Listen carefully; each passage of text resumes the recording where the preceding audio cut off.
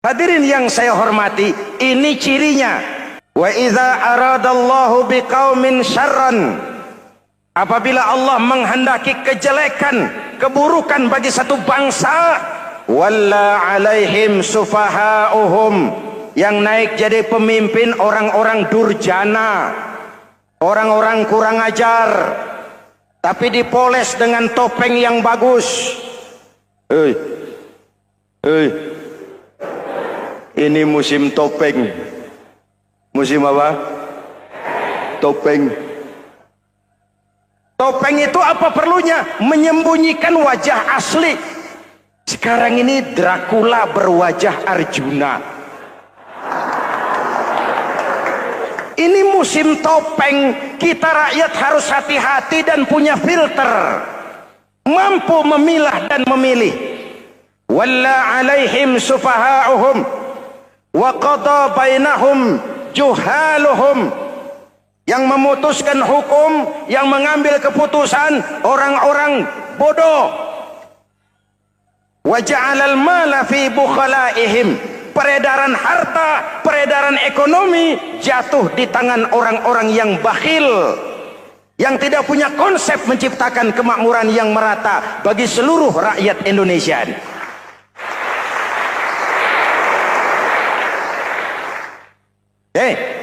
Kita kembali kepada tiang. Ini kan lagi cerita tiang tadi ya. Kalau sedang berdiri, lihat tempat sujud, jangan menteleng terus ke atas. Terserang penyakit tamak bin rakus alias serakah. Nah, selesai. Anggota badan yang paling terhormat ini kepala. Ketika sujud, sama rendahnya dengan telapak kaki. Allahu Akbar, yang besar cuma Allah. Apa bedanya saya dengan saudara? Tidak ada, kecuali saya ngomong saudara dengerin. Kita sama-sama beribadah, sama-sama mencari nilai tambah di hadapan Allah. Apa saya lebih penting dari saudara? Belum tentu. Apa saya lebih hebat dari saudara? Belum tentu. Perasaan lebih penting, lebih hebat, lebih jago setan. Jelas? Ayo tundukkan kepala, dia sama rendahnya dengan telapak kaki kita. Yang besar cuma Allah. Allahu Akbar. Lalu diakhiri dengan menebarkan salam. Assalamualaikum warahmatullah. Assalamualaikum warahmatullah. Menebarkan salam, mewujudkan rasa aman, damai, bukan menimbulkan keresahan. Hadirin yang saya hormati, ini karakteristik kita. Selesai sholat, kembali ke masyarakat, ajaran salam diterjemahkan.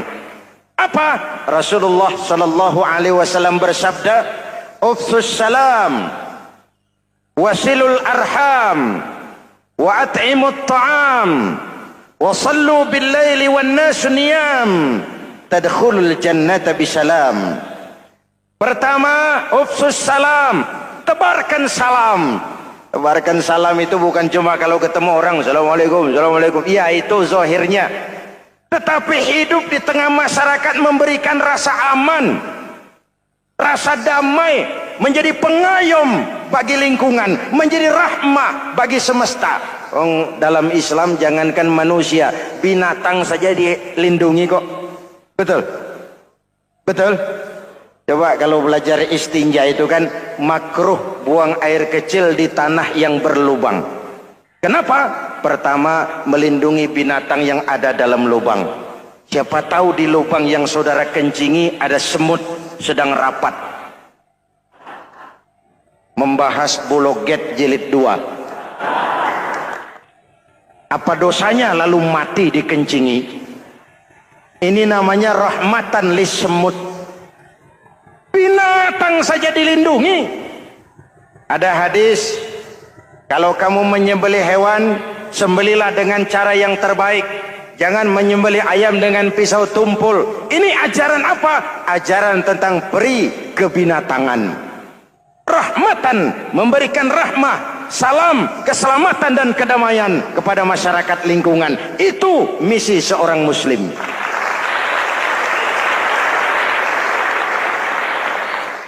Hadirin, hadirat, ma'asyiral muslimin yang saya cintai. Saya kembali kepada pesan Nabi tadi itu. Pertama, ufsus salam, sebarkan salam. Sekarang ini kan yang banyak sebarkan isu, sebarkan fitnah, hancurkan nama baik orang, hantam orang di mana-mana. Padahal yang diajarkan ufsus salam, sebarkan perdamaian, bukan permusuhan. Cari kebenaran, bukan kemenangan. Lalu yang kedua, wasilul arham, sambungkan silaturahmi, tegakkan semangat kekeluargaan dan persaudaraan. Karena kita sudah diikat dengan tali akidah. Mari kita saling bertanya setelah lewat hari-hari yang dimana kita seperti saling berhadapan, seperti tercabut dari akar budaya kita sebagai bangsa. Semangat gotong royong, semangat kekeluargaan makin lentur dan luntur, dan perlu kita angkat kembali ke permukaan. Silul arham, sambungkan semangat silaturahmi. Wa at'imut ta'am, berikan makan orang-orang yang kelaparan, mempunyai kepekaan dan kepedulian. Jangan menari di atas penderitaan orang, jangan tersenyum di atas isak tangis tetangga. At'imut ta'am, mempunyai kepedulian yang tinggi. Wa sallu bil laili wan nasu niyam, bangunlah di keheningan malam ketika orang sedang tidur. Istilah saya, kalau mau telepon Allah, jangan lupa nomor teleponnya, 44342. Jumlahnya 17. Zuhur, asar, maghrib, isya, subuh, 44342. Jangan ragu-ragu, kalau angka cukup telepon sambung. Kalau angka kurang, hati-hati salah sambung. Pak, mau sambung yang lebih cepat bagaimana? Bisa, selain nomor itu, coba pakai sambungan langsung jarak jauh. Namanya SLJJ. Kapan? Tengah malam. Kenapa tengah malam? Lebih murah. Lebih murah. Saluran kosong, telepon jarang yang pakai, orang banyak tidur.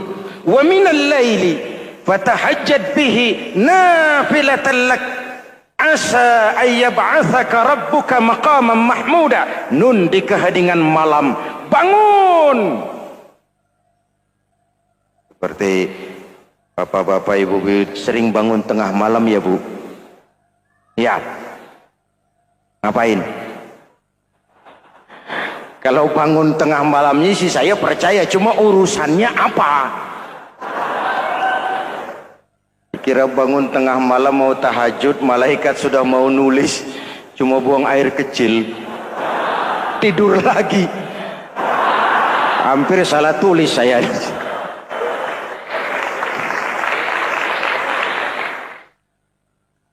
Baik, fondasi sudah Pak, tiang siap. Lalu apa lagi? Nah, rumah itu supaya ada batas, perlu pagar, dinding, tembok. Yang jadi batas, dinding, tembok, puasa. Asyamu junnatun, puasa adalah dinding, benteng yang menyelamatkan manusia jangan sampai menyentuh wilayah lain. Ada batas-batas dan norma yang diindahkan. Selesai, tembok, dinding, selesai. Pagar, selesai. Lah rumah itu supaya bersih, kan harus ada kamar mandi, jendela, pintu, yang fungsinya membersihkan zakat. Kalau dia zakatul mal, dia bersihkan harta kita. Kalau dia zakatul fitrah, dia bersihkan jiwa kita. Kalau dia zakatul tijarah, dia bersihkan bisnis kita. Kalau dia zakatul ma'adin, dia bersihkan barang tambang kita. Karena itu dalam kitab-kitab fikih dikatakan zakat itu adalah harta yang tu'khazu min aghniyaihim wa turaddu ila fuqaraihim.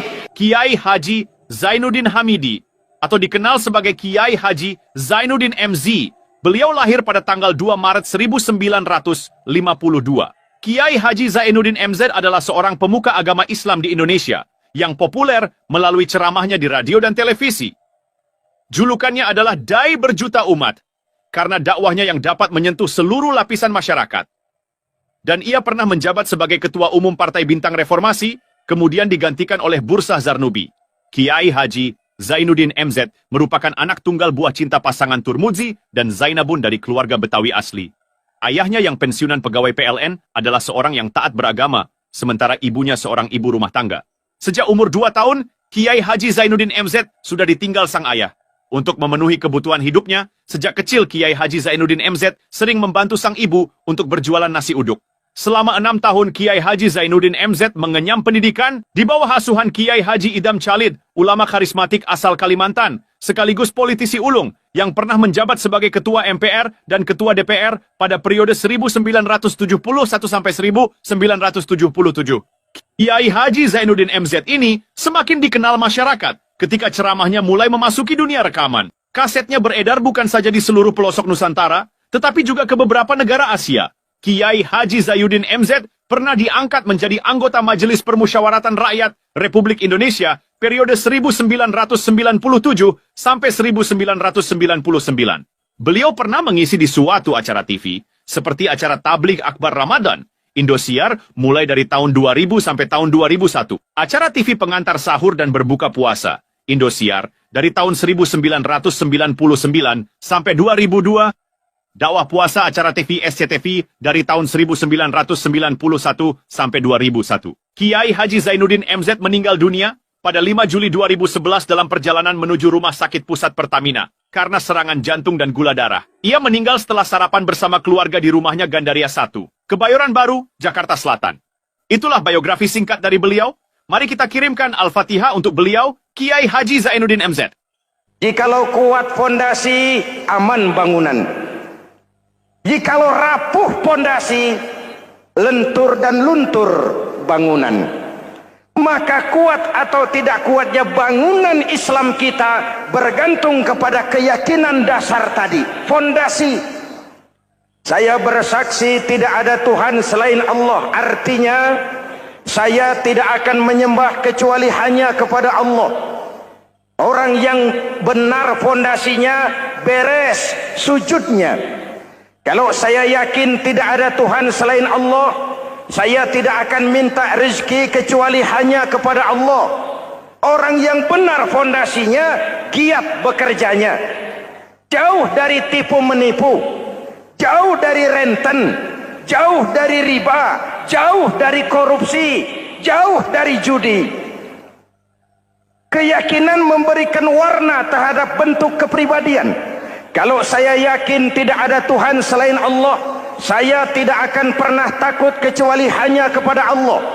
Saya tidak akan melarikan persoalan kecuali hanya kepada Allah. Saya tidak akan menggantungkan hidup kecuali hanya kepada Allah. Saya tidak akan minta tolong kecuali hanya kepada Allah. Meresap ke dalam jiwa. Untuk keyakinan seperti ini, orang-orang tua kita dahulu berlinang air mata, bersimbah darah, bahkan berkorban nyawa, melaksanakan hijrah untuk mempertahankan keyakinan. Ini intan paling mahal dan ini mutiara paling berharga. Zaman boleh berubah, tapi pondasi tidak boleh goyah. Masa boleh berganti, tapi pondasi jangan sampai mati. Karena iman kita hidup, untuk iman kita berjuang, dan dalam iman kita ingin kembali menghadap Allah Subhanahu. Masih ingat cerita tentang Bilal? Masih? Mengulang kaji saja.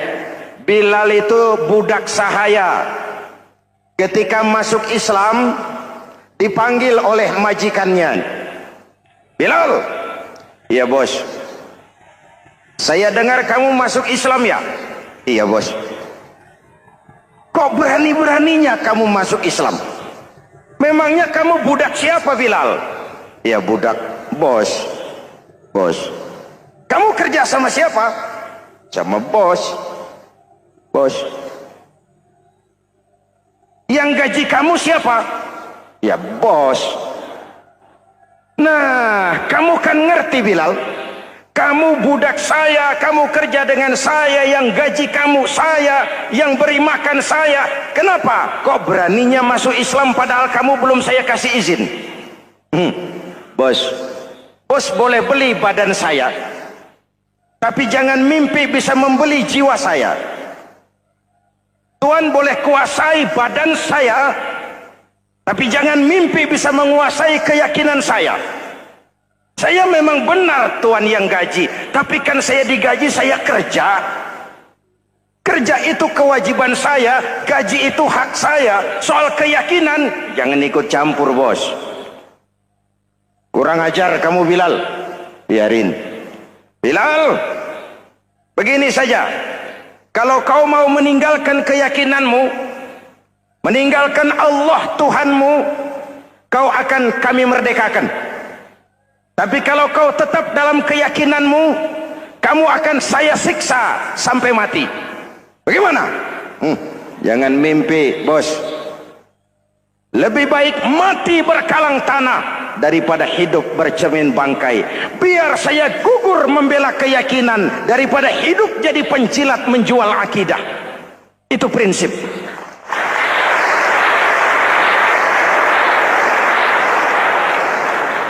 Gendeng kamu. Ayo siksa. Tangannya diikat, dihimpit dengan batu berat, dijemur dengan terik matahari padang pasir, terkelupas kulitnya, mengalir darah dari sekujur badannya, pecah bibirnya. Ayo Bilal, tetap bertuhan Allah dan kau akan mati di sini, atau kembali ke agama lama, kau jadi merdeka. Dari bibir yang pecah itu cuma keluar Allahu Ahad. Bilal budak badannya, merdeka jiwanya, maka namanya ditulis dengan tinta emas dalam sejarah. Kita zaman sekarang merdeka badan kita, tapi sering budak mental dan jiwa kita, maka sejarah tidak pernah mau mencatat kita.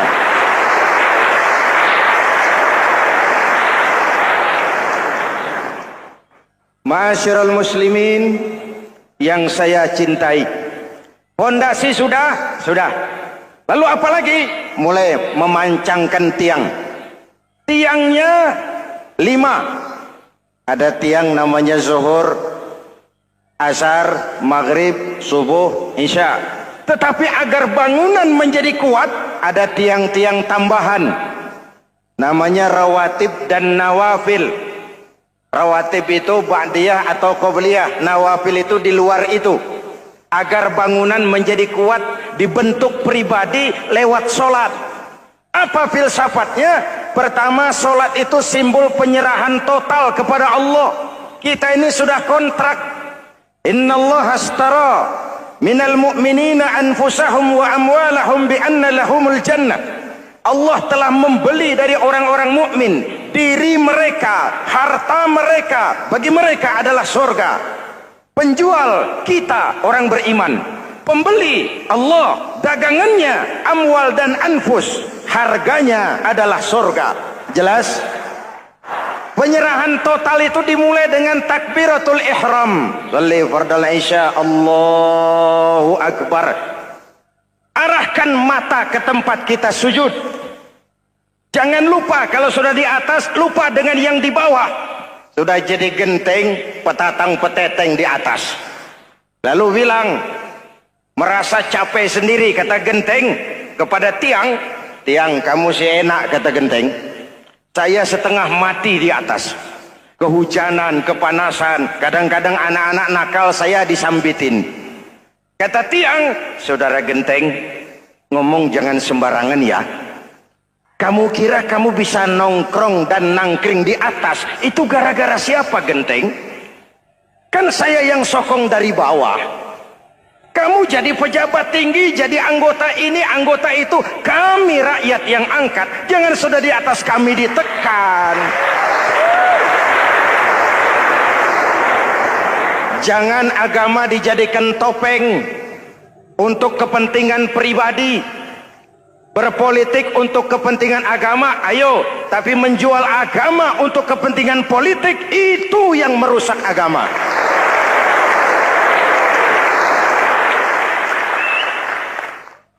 Ini kan kita lagi prihatin sedang meluncur kasus Bulog Gate 2. Innalillahi wa inna ilaihi raji'un. Kita lihat sajalah para petinggi kita sekarang bagaimana menyikapi hukum. Sebab saya dengar ada bargaining, orang takut teriak maling sapi karena DE maling wedus. Tidak berani teriak ada maling sapi karena dia maling kambing. Yang lain maling ayam, dikumpulin ternyata maling semua.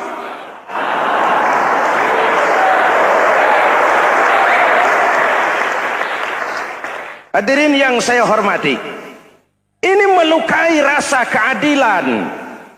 Oleh karena itu sholat mengajarkan kepada kita, dalam posisi berdiri, lihat tempat sujudmu. Jangan menteleng terus ke atas, lalu lupa dari mana kita berangkat. Itulah maknanya tawadhu, rendah hati, tidak melonjak angku dan sombong. Ada sebuah hadis Rasulullah bersabda, "Idza aradallahu biqaumin khairan." Apabila Allah menginginkan kebaikan kepada satu bangsa, apabila Allah menginginkan kebaikan kepada satu kelompok rakyat, walla alaihim khulama'uhum, maka yang naik jadi pemimpin adalah orang-orang yang santun, orang-orang yang lemah lembut, bukan orang yang menggunakan kekerasan dan tiran, sedikit-sedikit main pecat. Itu terlambat lahir.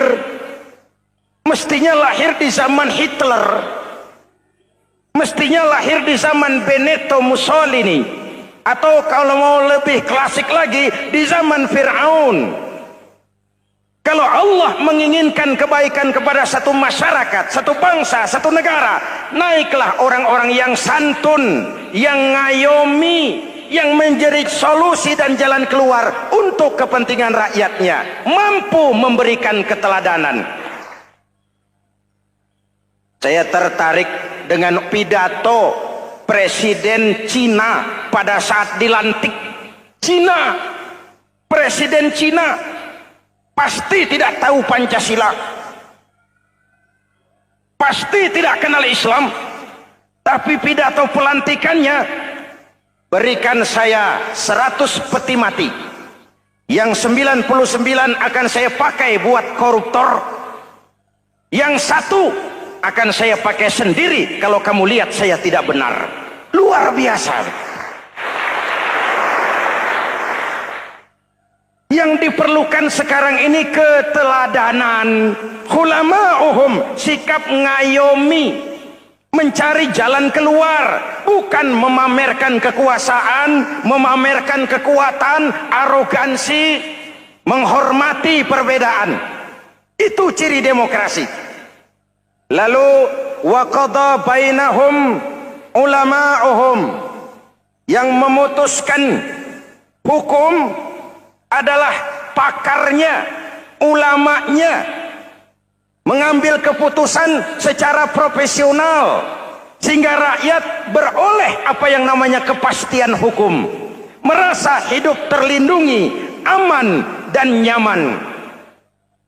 Lalu yang ketiga, wa ja'alal mala fi askhiyaihim, peredaran harta, pergerakan ekonomi berada di tangan orang-orang yang pemurah, yang tidak mau kaya sendiri, tidak mau senyum di atas penderitaan orang lain, menari di atas bangkai saudaranya. Hadirin yang saya hormati, ini cirinya. Tapi sebaliknya kata Nabi, wa idza aradallahu biqaumin syarran, apabila Allah menghendaki kejelekan, keburukan bagi satu bangsa, walla alaihim sufahauhum, yang naik jadi pemimpin orang-orang durjana, orang-orang kurang ajar, tapi dipoles dengan topeng yang bagus. Ini musim topeng. Musim apa? Topeng. Topeng itu apa perlunya? Menyembunyikan wajah asli. Sekarang ini Dracula berwajah Arjuna. Ini musim topeng. Kita rakyat harus hati-hati dan punya filter, mampu memilah dan memilih. Walla alaihim sufaha'uhum wa qada bainahum juhaluhum. Yang memutuskan hukum, yang mengambil keputusan orang-orang bodoh. Wa ja'alal mala fi bukhalaihim. Peredaran harta, peredaran ekonomi jatuh di tangan orang-orang yang bakhil, yang tidak punya konsep menciptakan kemakmuran yang merata bagi seluruh rakyat Indonesia.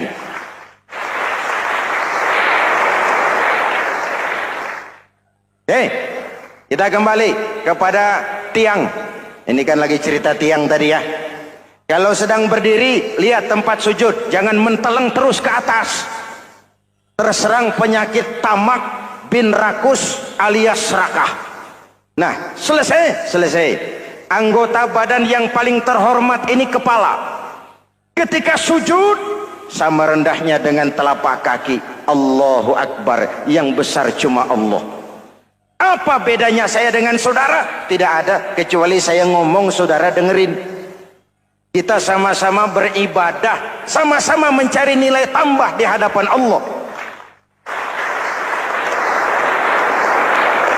Apa saya lebih penting dari saudara? Belum tentu. Apa saya lebih hebat dari saudara? Belum tentu. Perasaan lebih penting, lebih hebat, lebih jago setan. Jelas? Ayo tundukkan kepala. Dia sama rendahnya dengan telapak kaki kita. Yang besar cuma Allah. Allahu Akbar. Lalu diakhiri dengan menebarkan salam. Assalamualaikum warahmatullah. Assalamualaikum warahmatullah. Menebarkan salam. Mewujudkan rasa aman, damai. Bukan menimbulkan keresahan. Hadirin yang saya hormati. Ini karakteristik kita. Selesai sholat, kembali ke masyarakat. Ajaran salam diterjemahkan. Apa? Rasulullah sallallahu alaihi wasallam bersabda, "Ufsus salam, wasilul arham, wa at'imut ta'am, wa sallu bil laili wan nas niyam, tadkhulul jannata bisalam." Pertama, ufsus salam, tebarkan salam. Tebarkan salam itu bukan cuma kalau ketemu orang assalamualaikum, assalamualaikum. Iya, itu zahirnya.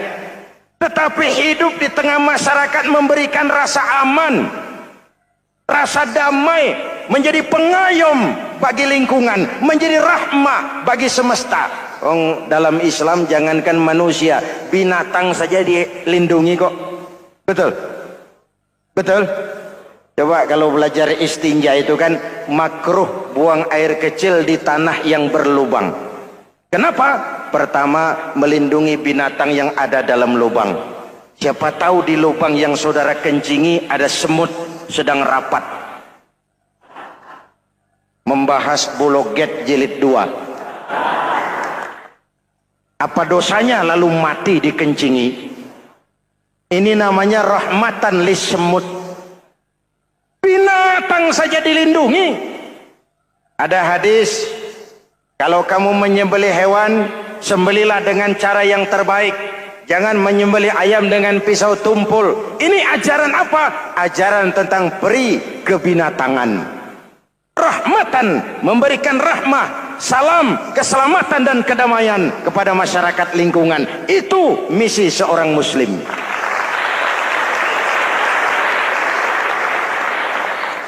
Hadirin, hadirat, ma'asyiral muslimin yang saya cintai. Saya kembali kepada pesan Nabi tadi itu. Pertama, ufsus salam, sebarkan salam. Sekarang ini kan yang banyak sebarkan isu, sebarkan fitnah, hancurkan nama baik orang, hantam orang di mana-mana. Padahal yang diajarkan ufsus salam, sebarkan perdamaian, bukan permusuhan. Cari kebenaran, bukan kemenangan.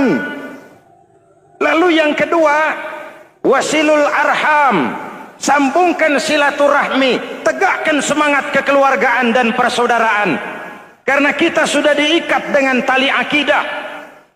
Mari kita saling bertanya setelah lewat hari-hari yang dimana kita seperti saling berhadapan, seperti tercabut dari akar budaya kita sebagai bangsa. Semangat gotong royong, semangat kekeluargaan makin lentur dan luntur, dan perlu kita angkat kembali ke permukaan. Silul arham, sambungkan semangat silaturahmi. Wa at'imut ta'am, berikan makan orang-orang yang kelaparan, mempunyai kepekaan dan kepedulian. Jangan menari di atas penderitaan orang, jangan tersenyum di atas isak tangis tetangga. At'imut ta'am, mempunyai kepedulian yang tinggi. Wa sallu bil laili wan nasu niyam, bangunlah di keheningan malam ketika orang sedang tidur.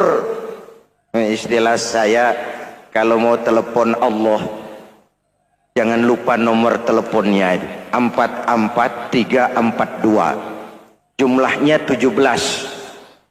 Zuhur, asar, maghrib, isya, subuh, 44342. Jangan ragu-ragu, kalau angka cukup telepon sambung. Kalau angka kurang, hati-hati salah sambung. Pak, mau sambung yang lebih cepat bagaimana? Bisa, selain nomor itu, coba pakai sambungan langsung jarak jauh. Namanya SLJJ. Kapan? Tengah malam. Kenapa tengah malam? Lebih murah. Lebih murah. Saluran kosong, telepon jarang yang pakai, orang banyak tidur. Wa minal laili fatahajjad bihi nafilatan lak asa ayyab'athaka rabbuka maqaman mahmuda. Nun di keheningan malam, bangun. Seperti bapak-bapak, ibu-ibu sering bangun tengah malam ya Bu? Ya. Ngapain? Kalau bangun tengah malamnya sih saya percaya, cuma urusannya apa? Kira bangun tengah malam mau tahajud, malaikat sudah mau nulis, cuma buang air kecil, tidur lagi. Hampir salah tulis saya.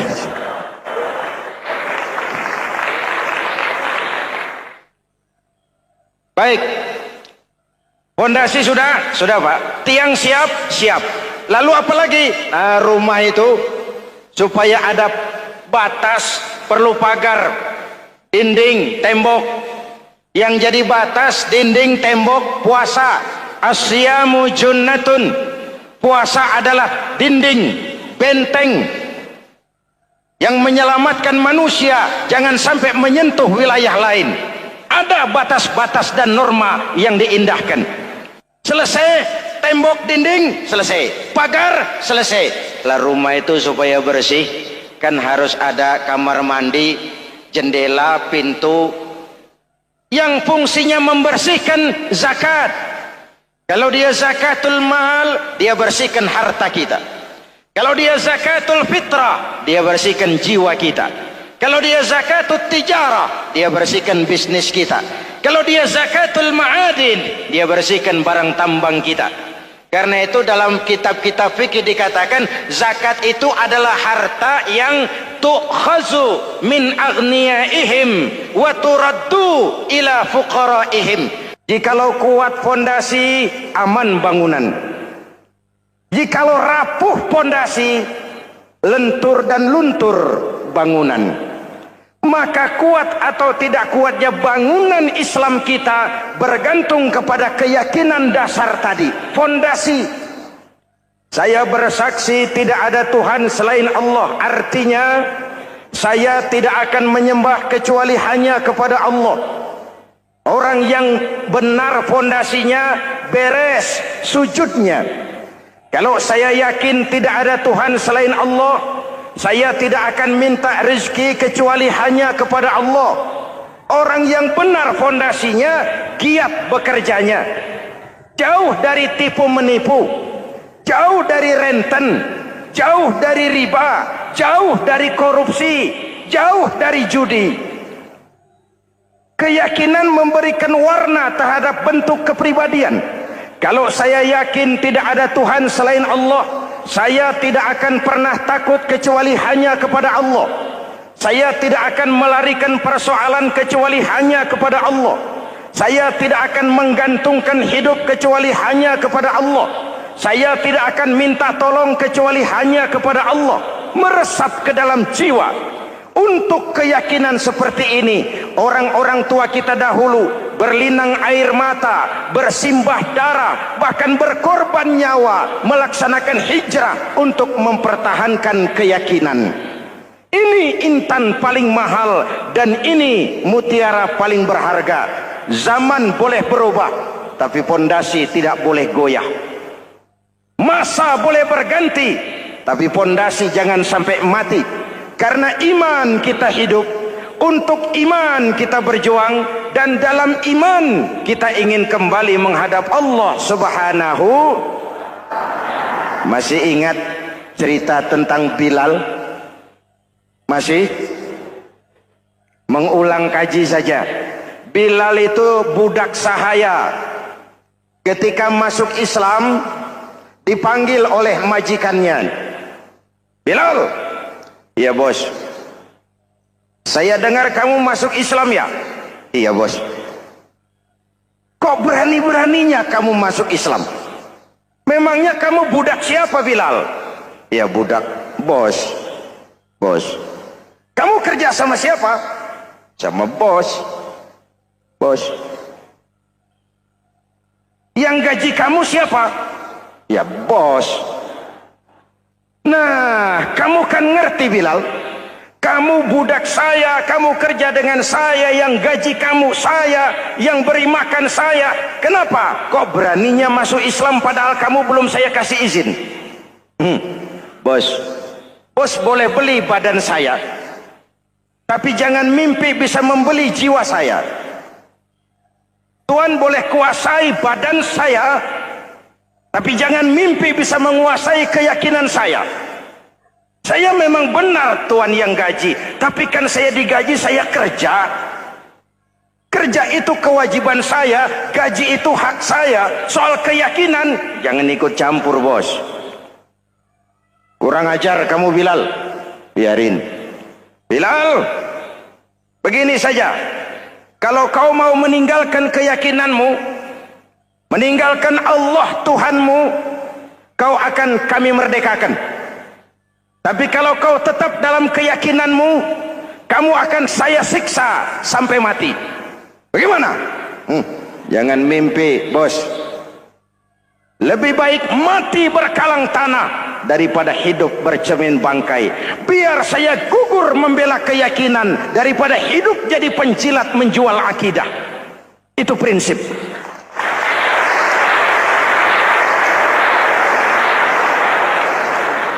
Gendeng kamu. Ayo, siksa. Tangannya diikat, dihimpit dengan batu berat, dijemur dengan terik matahari padang pasir, terkelupas kulitnya, mengalir darah dari sekujur badannya, pecah bibirnya. Ayo Bilal, tetap bertuhan Allah dan kau akan mati di sini, atau kembali ke agama lama, kau jadi merdeka. Dari bibir yang pecah itu cuma keluar Allahu Ahad. Bilal budak badannya, merdeka jiwanya, maka namanya ditulis dengan tinta emas dalam sejarah. Kita zaman sekarang merdeka badan kita, tapi sering budak mental dan jiwa kita, maka sejarah tidak pernah mau mencatat kita.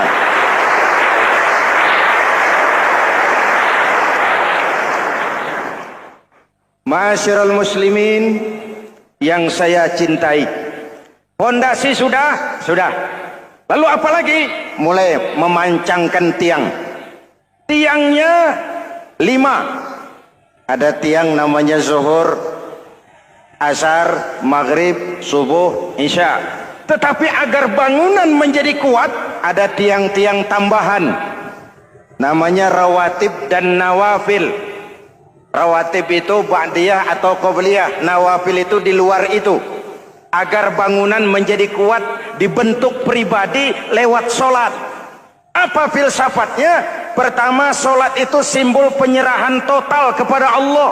Kita ini sudah kontrak. Innallaha astara minal mu'minina anfusahum wa amwalahum bi anna lahumul jannah. Allah telah membeli dari orang-orang mukmin diri mereka, harta mereka, bagi mereka adalah surga. Penjual kita orang beriman, pembeli Allah, dagangannya amwal dan anfus, harganya adalah surga. Jelas?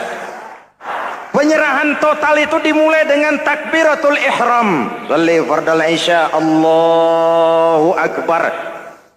Arahkan mata ke tempat kita sujud. Jangan lupa kalau sudah di atas, lupa dengan yang di bawah.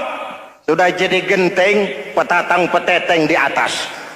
Lalu bilang, merasa capek sendiri, kata genteng kepada tiang. Tiang, kamu sih enak, kata genteng. Saya setengah mati di atas. Kehujanan, kepanasan, kadang-kadang anak-anak nakal saya disambitin. Kata tiang, saudara genteng, ngomong jangan sembarangan ya. Kamu kira kamu bisa nongkrong dan nangkring di atas, itu gara-gara siapa genteng? Kan saya yang sokong dari bawah. Kamu jadi pejabat tinggi, jadi anggota ini, anggota itu. Kami rakyat yang angkat. Jangan sudah di atas kami ditekan. Jangan agama dijadikan topeng untuk kepentingan pribadi.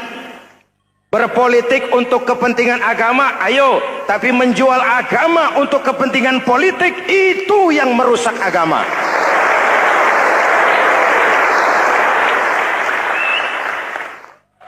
Ini kan kita lagi prihatin sedang meluncur kasus Bulog Gate 2. Innalillahi wa inna ilaihi raji'un. Kita lihat sajalah para petinggi kita sekarang bagaimana menyikapi hukum. Sebab saya dengar ada bargaining. Orang takut teriak maling sapi karena DE maling wedus. Tidak berani teriak ada maling sapi karena dia maling kambing. Yang lain maling ayam, dikumpulin ternyata maling semua.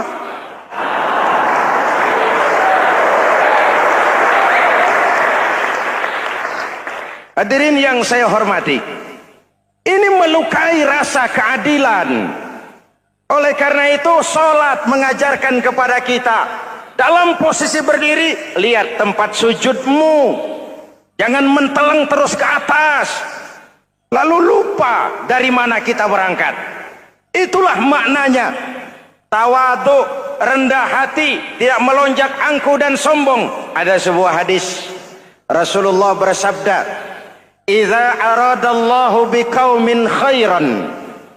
Apabila Allah menginginkan kebaikan kepada satu bangsa, apabila Allah menginginkan kebaikan kepada satu kelompok rakyat, walla alaihim hulama'uhum, maka yang naik jadi pemimpin adalah orang-orang yang santun, orang-orang yang lemah lembut, bukan orang yang menggunakan kekerasan dan tiran, sedikit-sedikit main pecat.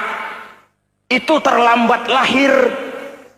Mestinya lahir di zaman Hitler, mestinya lahir di zaman Benito Mussolini, atau kalau mau lebih klasik lagi di zaman Fir'aun. Kalau Allah menginginkan kebaikan kepada satu masyarakat, satu bangsa, satu negara, naiklah orang-orang yang santun, yang ngayomi, yang menjadi solusi dan jalan keluar untuk kepentingan rakyatnya, mampu memberikan keteladanan. Saya tertarik dengan pidato Presiden Cina pada saat dilantik. Cina, Presiden Cina pasti tidak tahu Pancasila, pasti tidak kenal Islam, tapi pidato pelantikannya, berikan saya 100 peti mati, yang 99 akan saya pakai buat koruptor, yang satu akan saya pakai sendiri kalau kamu lihat saya tidak benar. Luar biasa. Yang diperlukan sekarang ini keteladanan. Hulama'uhum, sikap ngayomi, mencari jalan keluar, bukan memamerkan kekuasaan, memamerkan kekuatan, arogansi, menghormati perbedaan. Itu ciri demokrasi. Lalu wa qada bainahum ulama'uhum, yang memutuskan hukum adalah pakarnya, ulamanya, mengambil keputusan secara profesional sehingga rakyat beroleh apa yang namanya kepastian hukum, merasa hidup terlindungi, aman dan nyaman. Lalu yang ketiga, wa ja'alal mala fi askhiyaihim, peredaran harta, pergerakan ekonomi berada di tangan orang-orang yang pemurah, yang tidak mau kaya sendiri, tidak mau senyum di atas penderitaan orang lain, menari di atas bangkai saudaranya. Hadirin yang saya hormati, ini cirinya. Tapi sebaliknya kata Nabi, wa idza aradallahu biqaumin syarran, apabila Allah menghendaki kejelekan, keburukan bagi satu bangsa, walla alaihim sufaha'uhum, yang naik jadi pemimpin orang-orang durjana, orang-orang kurang ajar, tapi dipoles dengan topeng yang bagus. Ini musim topeng. Musim apa? Topeng. Topeng itu apa perlunya? Menyembunyikan wajah asli. Sekarang ini Dracula berwajah Arjuna. Ini musim topeng. Kita rakyat harus hati-hati dan punya filter, mampu memilah dan memilih. Walla alaihim sufaha'uhum wa qada bainahum juhaluhum, yang memutuskan hukum, yang mengambil keputusan orang-orang bodoh. Wa ja'alal mala fi bukhalaihim, peredaran harta, peredaran ekonomi jatuh di tangan orang-orang yang bakhil, yang tidak punya konsep menciptakan kemakmuran yang merata bagi seluruh rakyat Indonesia.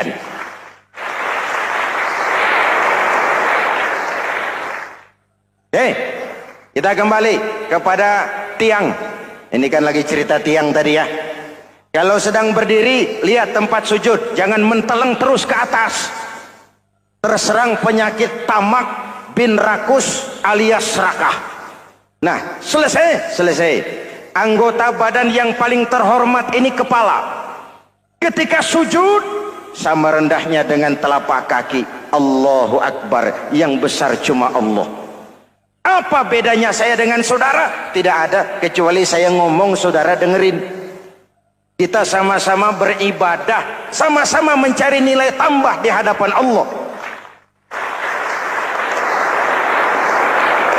Apa saya lebih penting dari saudara? Belum tentu. Apa saya lebih hebat dari saudara? Belum tentu. Perasaan lebih penting, lebih hebat, lebih jago setan.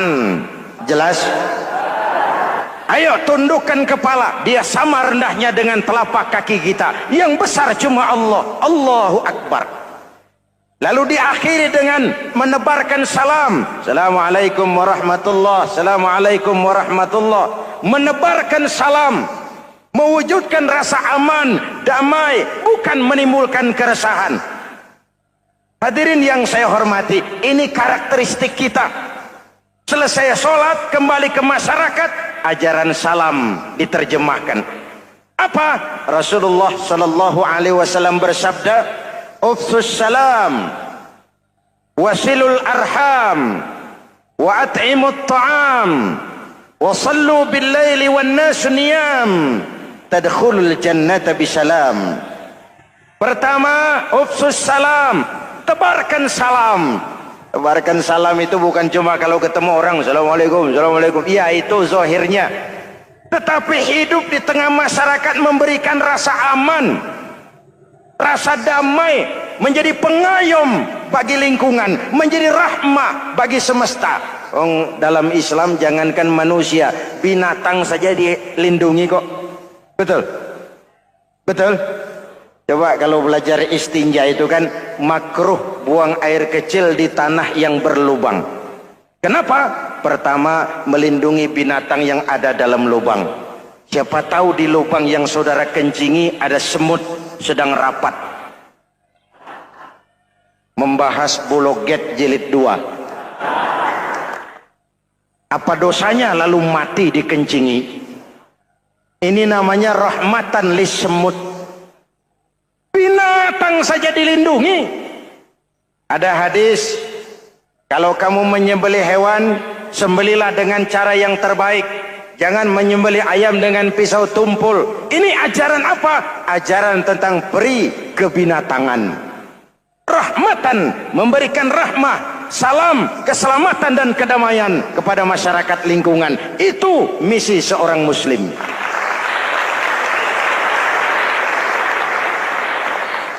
Hadirin, hadirat, ma'asyiral muslimin yang saya cintai. Pertama, lima liha, karena dia orang kaya, cari yang kaya.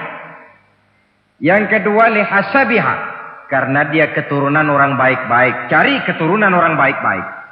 Yang ketiga, lijamaliha, karena dia cantik, cari yang cantik. Dan yang keempat, lidiniha, karena dia orang taat beragama, cari orang yang taat beragama.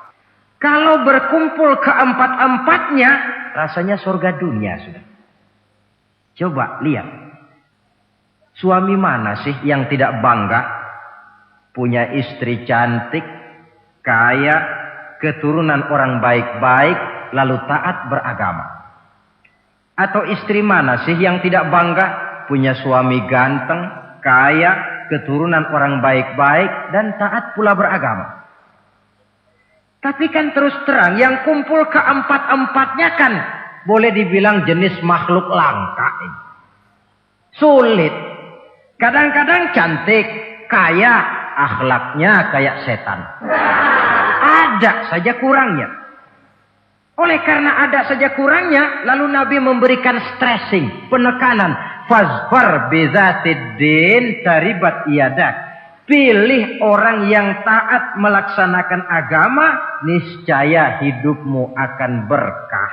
Jadi motivasi suatu pernikahan hendaknya agama. Apa rahasianya? Mari kita lihat. Kalau orang memilih pasangan karena rupa yang cantik semata-mata, silakan, tapi jangan jadi motivasi utama. Kalau rupa yang cantik jadi alasan utama, saya yakin rumah tangga tidak akan tahan lama. Sebab apa? Pertama, yang namanya cantik itu relatif. Artinya bergantung siapa yang memandang.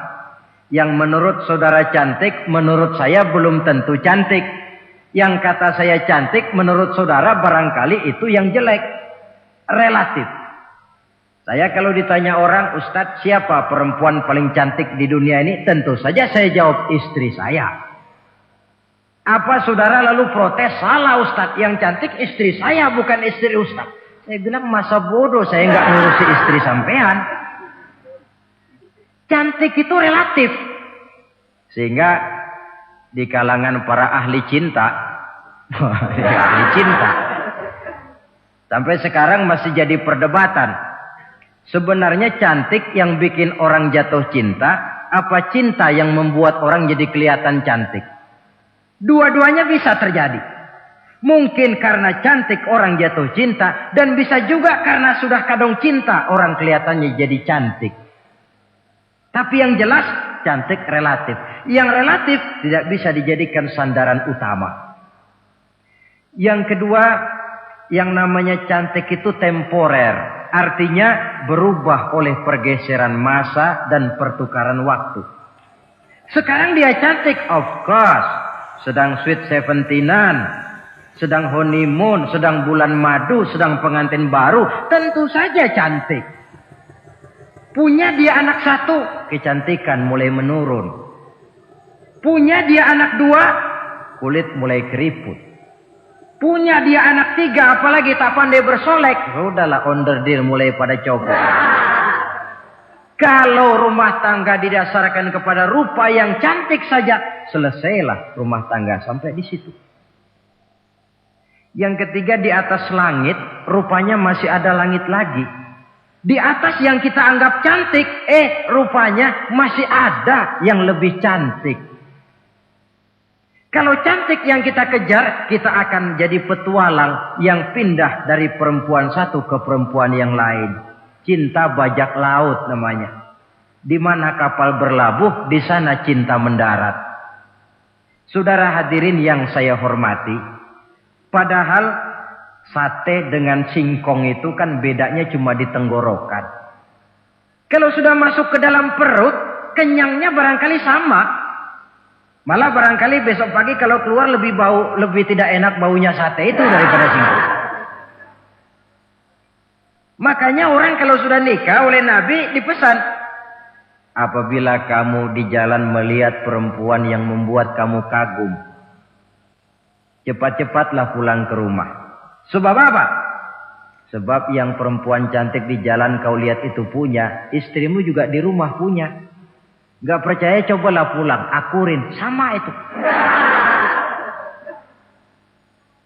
Silahkan cari yang cantik, tapi jangan dijadikan motivasi utama. Yang kedua, kalau perkawinan, pernikahan cuma karena harta, silahkan cari yang kaya. Tapi kan harta itu, kata Imamul Ghazali, al-mal zillun zail. Harta bagaikan bayangan. Sore di sebelah barat, tengah hari di tengah, sore pindah ke sebelah timur. Hari ini dia kaya, besok dia bangkrut. Roda itu berputar. Kalau harta dijadikan pilihan utama, boleh jadi dalam hidup berumah tangga ada pepatah, ada uang abang disayang, tidak ada uang abang melayang. Artinya pun rumah tangga tidak akan tahan lama. Yang ketiga, kalau karena keturunan, persilahkan cari keturunan yang baik-baik. Namun toh pada akhirnya orang diajarkan bahwa kita ini mau besar atau tidak, bukan dengan jalan menyempeng kepada kebesaran orang lain, tetapi ditentukan oleh kepribadian kita sendiri. Sekarang kalau karena agama, Nabi berikan penekanan fazfar bizatid din taribat yadak. Pilih orang yang taat beragama, niscaya hidupmu akan beruntung. Apa rahasianya? Tidak lain rumah tangga Rasulullah Sallallahu Alaihi Wasallam. Yang ini artinya kita sudah masuk kepada bagian ketiga, bagaimana membina rumah tangga bahagia menurut contoh baginda Nabi. Saudara, bagaimana sih rumah tangga Rasul itu? Kelihatan dari dua ucapannya, pendek, singkat, tapi punya pengertian filosofis yang mendalam. Dua kalimat saja beliau bilang tentang rumah tangganya, yaitu baiti jannati, rumah tanggaku laksana sorga bagiku. Bayangkan, kalau seorang suami sudah mampu berkata macam begitu, bahagia hidupnya. Ini barangkali tantangan buat kita semua. Mampukah kita di rumah tangga berkata semacam perkataan beliau tadi? Baiti jannati, rumah tanggaku laksana sorga bagiku. Padahal dari sejarah kita baca, Rasul itu rumahnya kecil. Tidurnya di atas pelepah daun korma. Sampai berbekas di pipinya. Sarapan paginya seteguk zam-zam, sepotong roti, kadang-kadang 3 butir korma. Tempat tidurnya bukan alga spring bed atau Dunlop pillow macam kita punya. Di rumahnya tidak ada mebel spaghetti model yang lagi ngetop-ngetopnya. Entah di tengah rumah macam itu, beliau sanggup berkata, baiti jannati. Kenapa kita yang hidup di zaman di mana fasilitas mestinya lebih menunjang, kok malah banyak yang berkata sebaliknya? Baiti nari, rumah tanggaku laksana neraka bagiku. Padahal dilihat dari segi materi, rumahnya bertingkat, mobilnya serba berkilat, uangnya banyak berlipat-lipat, istri pun cantik memikat, kadangkala boleh jadi jumlahnya 4. Tapi tiap hari kiamat.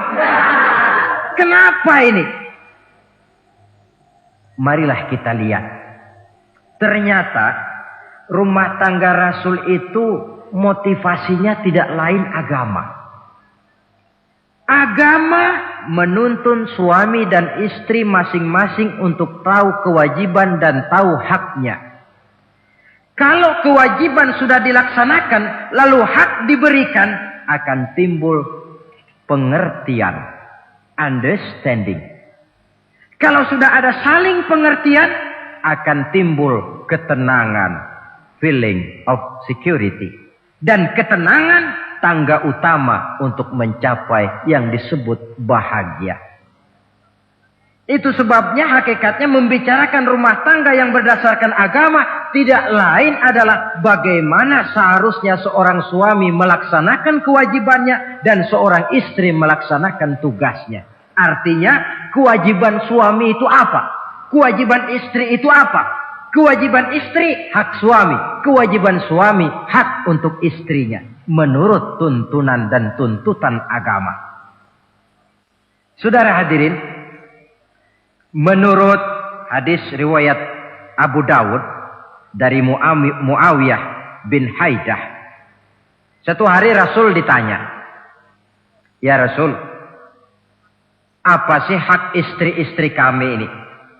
Artinya kewajiban kami sebagai suami ini apa?" Rasul menjawab, pertama, antat'amaha iza ta'imta. Kau beri istrimu makan sebagaimana engkau makan. Kewajiban seorang suami yang pertama. Kewajiban yang menyangkut masalah pangan. Di sini rumah tangga berfungsi sebagai pengatur ekonomi. Seorang suami yang adil, makanan yang dia makan sama dengan makanan yang dimakan oleh istrinya. Adalah zalim seorang suami. Kalau punya duit dia mampir di restoran, dia makan yang enak-enak, opor ayam, rendang telur, gulai, kare dan sebagainya.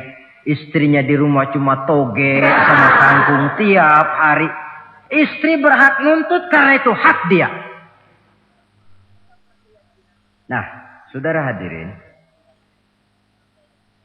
tetapi seorang istri pun kalau sudah diberikan nafkah oleh suaminya untuk mengatur makanan, dia harus pandai mengaturnya dengan sebaik-baiknya. Menu yang teratur, gizi yang lengkap, dan saya kira yang namanya 4 sehat 5 sempurna itu kan tidak berarti bahwa hidup ini harus serba mewah, tidak. Yang penting ada variasi sehingga tidak merangsang suami untuk makan di luar. Jangan misalnya tahu suaminya senang jengkol lalu tiap hari saja jengkol. Itu kan bisa kejengkolan suami. Dengan demikian, masalah yang kelihatannya sepele tetapi yang sebenarnya bisa menjaga keharmonisan atau malah keretakan rumah tangga harus kita perhatikan dengan sebaik-baiknya. Suami memberikan nafkah. Dari jumlah itu 60% lari ke kredit, 40% lari ke dapur. Tentu pada akhirnya sang suami akan merasa curiga. Padahal barangkali istrinya pun berniat baik, cuma hanya tidak ada keterbukaan di dalam mengurus masalah-masalah yang berhubungan dengan dapur. Inilah kewajiban yang pertama dari seorang suami, kewajiban yang menyangkut masalah pangan.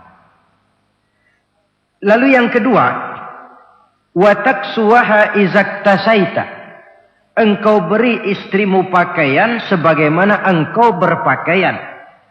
Suami yang adil, pakaian yang dia pakai sama harganya dengan yang dibelikan untuk istrinya. Kecuali tentu kalau istrinya ridho. Zalim seorang suami, jikalau untuk dia misalnya dia beli pakaian yang mahal-mahal, jasnya dia pakai Switzerland wool, sarungnya Samarinda, Kalau dia pakai sepatu, belilah sepatunya. Sementara istrinya cuma pakai kain belacu saja. Kenapa mesti begitu? Sebab, saudara hadirin, istri kita sebenarnya adalah bagian daripada hidup kita. Baik dia dilihat orang, baik juga kita disebut orang. Jelek dia dipandang orang, tentu jelek juga nama kita disebut orang. Apalagi hidup bermasyarakat, kadang-kadang mulut usil itu kan sudah banyak macam ragamnya. Nah, itu siapa sih perempuan yang jalan? Kenapa? Itu pakaian yang tidak dipakai sih tidak mahal, cuma pakaiannya serasi, pantas, enak dilihat. Oh, terang saja dia kan istrinya si Miun. Nah, Miun yang sedang tidur barangkali tidak tahu apa-apa mendapat sebutan baik. Cobalah kalau istri kita semaunya saja, orang akan bilang, ah itu perempuan, kenapa? Saya gerah ngelihatnya. Mau ke pasar cuma pakai kutang saja. Tentu suami pun akan mendapat sebutan yang tidak baik. Cuma sang istri kalau sudah dibelikan pakaian oleh suami, termasuk alat-alat kecantikan di dalamnya, pakaian itu tentu dipakai niat pertama adalah untuk menyenangkan hati suami. Seorang istri yang memakai bedak untuk menyenangkan suami misalnya, tiap polesan bedak ada pahalanya. Dia pakai lipstik untuk menyenangkan hati suaminya, tiap goresan lipstik ada pahalanya, bernilai ibadah. Ini kewajiban yang kedua. Yang ketiga, wala tadribil wajha. Kalau marah, jangan memukul muka. Maksudnya apa ini? Kewajiban memberikan perlindungan. Sehingga si istri merasa ada tempat dia mengadu. Ada tempat dia melarikan persoalan. Ada tempat dia bergantung. Kalau marah jangan memukul muka. Dan memukul itu pun upaya terakhir. Kalau tidak bisa dengan kata yang lemah lembut, agak sedikit keras katanya. Kalau dengan kata yang keras tidak juga bisa pisah tempat tidur. Kalau memang tidak bisa juga dengan pukulan yang tujuannya bukan untuk menyakiti, tetapi untuk mendidik. Allah tadribal wajha. Kalau marah jangan memukul muka. Dan memukul pun bukan jalan pertama, tapi upaya terakhir dengan tujuan bukan untuk menyakiti, tapi untuk mendidik sang istri. Kewajiban untuk memberikan perlindungan. Yang keempat, wala tuqabbih. Jangan memburuk-burukan istrinya. Kewajiban menjaga nama baik. Sebab apa? Dalam satu bahasa yang indah, Al-Quran menjelaskan bahwa suami istri itu laksana pakaian. Hunna libasul lakum wa antum libasun lahunna. Istri pakaian untuk suami. Suami pakaian untuk istri. Lihatlah alangkah indah gaya bahasa Al-Quran ini. Diibaratkannya suami istri seperti pakaian. Apa fungsi pakaian? Pertama, pakaian itu kan jadi kebanggaan. Saya bangga memakai baju seperti ini. Saudara bangga memakai baju yang saudara pakai. Artinya, seorang suami harus berusaha menjadi suami kebanggaan istri. Dan seorang istri pun harus berusaha menjadi istri yang dibanggakan oleh suaminya. Jangan yang malah kemudian disesali. Itu kan kalau sudah marah orang kadang-kadang ucapannya nggak terkontrol. Istri marah sama suami, bang, nyesel gue punya laki kayak gitu. Sudah hilang lagi kebanggaan. Kalau kebanggaan hilang, wibawa pun hilang. Kalau wibawa sudah hilang, maka rumah tangga sudah sulit untuk dipertahankan. Yang kedua, yang namanya pakaian itu kan menutup aurat. Itu tujuan pakaian yang terpenting. Artinya di sini, kalau seorang istri mempunyai kekurangan, suamilah yang menutupi. Kalau seorang suami mempunyai kekurangan, istri juga harus berusaha menutupi. Jangan kekurangan suami diceritakan di pasar umum. Atau kekurangan istri dibuka di mana-mana. Itu namanya suami istri tidak berfungsi sebagai pakaian, malah justru saling membuka aurat masing-masing. Iyalah kadang-kadang penyakit ini. Kadang-kadang yang namanya perempuan dari rumah itu berangkat ngaji katanya. Sampai di pengajian apa? Suaminya diakur-akurin. Bayu bagaimana suami? Wah, suami saya payah. Dipayahkannya suaminya di mana-mana. Atau aib dan kekurangan istri diceritakan di mana-mana. Orang bertanya, gimana mas istrinya? Wah, gak maju. Loh, kenapa istri bukan cantik? Iya, soal cantik sih iya, tapi tidurnya kok ngiler ini. Nah, ini kan nggak perlu yang macam begini ini. Tidak bisa menjaga apa yang disebut security informasi. Fungsi pakaian sebagai suami istri tidak berjalan di dalamnya. Saling menjaga kehormatan diri. Ini yang keempat. Yang kelima, wala tahjur illa fil bait. Jangan berpisah dari istri kecuali di rumah. Maksudnya begini. Kalau satu hari seorang istri suami marah kepada istrinya, tidak usah istri itu disuruh pulang ke rumah orang tuanya, ke rumah mertua lalu diusir. Tidak. Cukup pisah tempat tidur saja. Ini maknanya wala tahjur illa fil baiti. Umpamanya, dek malam ini saya sedang tidak enak pikiran. Kau tidur di kamar belakang lah, saya kamar depan. Cukup pisah tempat tidur saja. Tidak perlu istri dipulangkan ke rumah orang tuanya. Nanti umpamanya tengah malam turun hujan, udara dingin, pikiran berubah, berasa perlu. Kan tinggal manggil. Tidak jauh secara psikologis ajaran semacam ini bisa kita terima. Saudara hadirin yang saya hormati. Ini pada prinsipnya kewajiban seorang suami. Kewajiban yang menyangkut masalah pangan, sandang, perlindungan, memelihara kehormatan, dan menjaga ketenangan di rumah tangga dengan menyelesaikan persoalan rumah tangga itu secara intern. Jangan belum apa-apa sudah mertua diundang, orang tua dibon. Persoalan belum tentu selesai, tapi masalah sudah meluas. Cobalah kita selesaikan intern dulu. Kalau kemudian ternyata dianggap perlu mengundang orang tua, mertua, keluarga, baru kita upayakan ke arah itu. Ini kewajiban suami dan ini merupakan hak istri. Lalu bagaimana kewajiban istri sekarang ini? Istri kewajibannya merupakan hak untuk suami.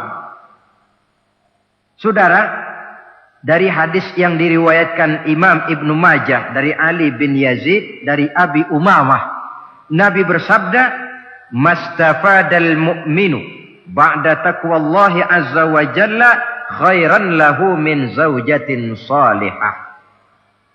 Bagi seorang mukmin, sesudah dia mempunyai sifat takwa kepada Allah, tidak ada yang lebih membawa manfaat selain daripada istri yang salihah. Istri soleha itu yang bagaimana? Yang hidup mampu melaksanakan kewajibannya. Apa kewajibannya? Kata Nabi, pertama, in amaroha ata'athu. Kalau diperintah, dia taat. Kewajiban istri yang pertama, taat kepada suaminya. Begitu besar kewajiban taat kepada suami, sampai-sampai Nabi pernah menyatakan, "Lau kuntu amiran ahadan ayyasjuda li ahadin la amartul mar'ata an tasjuda li zawjiha." Kalau saja boleh, kata Nabi, aku memerintahkan manusia sujud kepada sesama manusia, tentu aku perintahkan istri untuk sujud kepada suaminya. Untung saja sujud kepada manusia tidak boleh. Kalau boleh, istri itu disuruh sujud kepada suami. Tentu karena besar hak suami atas dirinya. Yang kedua, ibadah sunnah tidak mendapat izin suami juga bukan saja tidak berpahala, malah berdosa. Umpamanya, pengantin baru, si istri kebetulan santri, malam minggu pesta, besoknya hari Senin, si istri sudah kadang biasa hidup sebagai santri, hari Senin puasa sunnah. Dia bilang sama suaminya, "Bang, besok saya mau puasa sunnah nih, hari Senin." Kata suaminya, "Kalau kau puasa juga kau kejam." Lalu kau puasa, aku disuruh ngapain? Tidak diizinkan oleh suami, dia puasa juga. Bukan saja tidak mendapat pahala, malah berdosa. Sampai amalan yang sunnah pun tidak diizinkan oleh suami, berdosa. Apalagi amalan yang mubah. Apalagi amalan yang tidak ada dasar hukumnya, perintahnya. Sepanjang perintah suami tidak untuk maksiat kepada Allah, istri wajib untuk taat. Dalam hadis lain kita temukan Nabi bersabda, "Idza da'a ar-rajulu imra'atahu ila firashihi." Kalau seorang suami memanggil istrinya ke tempat tidur. Ini bahasa kinayah. Manggil ke tempat tidur kan tentu enggak perlu penjelasan. Masa mau nyambal di tempat tidur kan enggak. Fa'abat. Si istri tidak mau. Lantaran istri tidak mau, suami jengkel. Fabata ghadbana 'alaiha. Sampai dalam jengkelnya tidur. La'anat hal malaikatu hatta tusbiha. Istri macam itu dilaknat, dikutuk oleh malaikat sampai datang waktu pagi. Kewajiban untuk taat. Namun sebaliknya, seorang suami pun jangan mentang-mentang istri wajib taat lalu overacting. Segalanya main tunjuk, segalanya main komando, segalanya main perintah. Sebab contoh yang diberikan oleh Rasul tidak begitu. Rasul kita baca dalam sejarah menjahit bajunya sendiri. Memperbaiki kasutnya sendiri. Artinya yang bisa ya dikerjakan tanpa harus menggantungkan semuanya kepada sang istri. Kewajiban untuk taat. Nah, penutup tentang taat ini ada sebuah hadis pula di mana baginda Nabi bersabda, "Ayyumam ra'atin matat wa zawjuha anha radin dakhalatil jannah." Kalau seorang perempuan meninggal dunia, suaminya ridho kepadanya, maka perempuan itu akan masuk surga. Artinya, kalau seorang istri meninggal, ya dia tukang ngaji, ya tukang sholat, ya suka puasa, ya gemar sodakoh, tapi meninggal suaminya tidak ridho, pintu surga belum dibukakan sampai suaminya ridho kepadanya. Ini menggambarkan tentang besarnya kewajiban taat seorang istri kepada suaminya. Ini kewajiban pertama. Lalu kewajiban yang kedua kata Nabi, wa in nazara ilaiha sarrathu. Kalau dipandang oleh suaminya, dia pandai menggembirakan, menyenangkan hati suaminya. Menjadi istri yang pandai menyenangkan hati suami. Siapa contohnya? Kita lihat misalnya istri Nabi diantaranya Sayyidatuna Khadijah radhiyallahu anha. Ketika Nabi pertama kali menerima wahyu berhadapan dengan malaikat Jibril, beliau kembali ke rumah dengan tubuh gemetar. Setibanya di rumah beliau berkata, "Zammiluni ya Khadijah." Khadijah, selimuti saya. Kenapa bang? Barusan datang malaikat Jibril, dia katakan begini-begini, saya khawatir Khadijah. Khadijah tahu suaminya sedang gelisah. Sebagai istri yang bijak beliau tampil, apa katanya? Kalla ma yukhzikallahu abada. Tidak apa-apa bang, jangan khawatir. Allah tidak akan menyusahkan abang buat selamanya. Ini istri yang pandai menyenangkan hati suami. Suami pulang dagang dari pasar, rugi. Istri tampil. Itulah bang, romantikanya dagang. Masa selamanya saja untung sekali-sekali lah, rugi. Si suami kan tidak terlalu pusing kepalanya. Jangan sudah di pasar rugi, sampai rumah istri pidato, peletar-peletor macam petasan. Dasar suami goblok, dagang saja rugi. Sudahlah di pasar rugi, sampai ke rumah digoblok-goblokin. Itu nanti suami kan bisa kena penyakit yang disebut broken home. Penyakit nggak betah di rumah. Seorang istri kalau suami sudah kena penyakit tidak betah di rumah, itu mesti siap-siap mental untuk dimadu. Nah, jadi kalau tidak dimadu bagaimana? Berusaha bikin betah suami di rumah. Suami pulang kantor jam 2, setengah 2 dandan, kalau perlu setel habis. Kalau perlu, kelihatan suami akan datang, bukakan pintu, sambut dengan senyum. Apalagi kalau senyumnya Pepsodent. Saya kira suami bagaimanapun lelahnya, peras keringat, banting tulang, pulang mencari nafkah. Kalau kembali di rumah disambut dengan senyum, hilang capeknya.